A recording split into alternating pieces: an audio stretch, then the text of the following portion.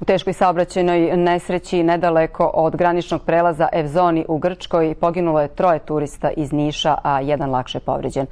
Poginuli su neuropsihijatar u specijalnoj psihijatrijskoj bolnici u Gornjoj Toponici Slobodan Serafimović, njegova ćerka Nataša Živković i njen 10-godišnji sin Milan. Vozač Vladimir Živković lakše je povređen, a u drugom vozilu poginuo je albanski državljanin KZ.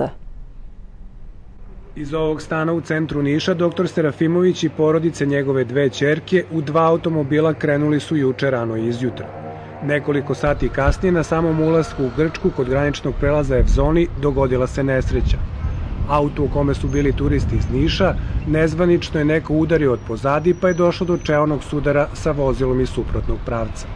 Generalni konzulat Solun je u stalnom kontaktu sa porodicom preminulih i nadležnim organima Republike Grčke kako bi što pre obezbedili povratak i transport porodice u Nišu.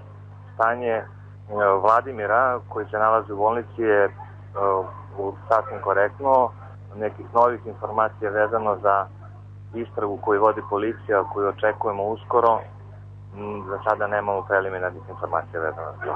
Slobodan Serafimović jedan je od najuglednijih niških neuropsihijatara. Neko vreme bio je direktor u specijalnoj psihijatrijskoj bolnici u Toponici. Bio je sudski veštak, načelnik forenzičkog odeljenja.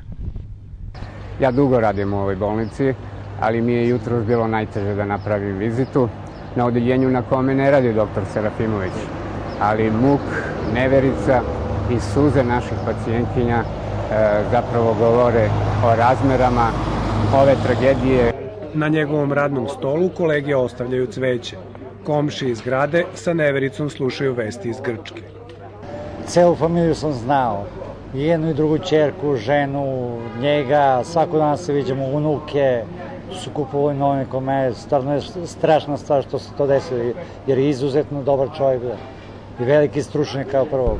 Supruga doktora Serafimovića, druga ćerka, zet i unuče koji su ovu nesreću gledali iz drugog automobila, u Niš bi trebalo da stignu u toku večeri. Grad i naš konzulat u Grčkoj pomoći će da se posmrtni ostaci 3 nastradalih prevezu do Niša.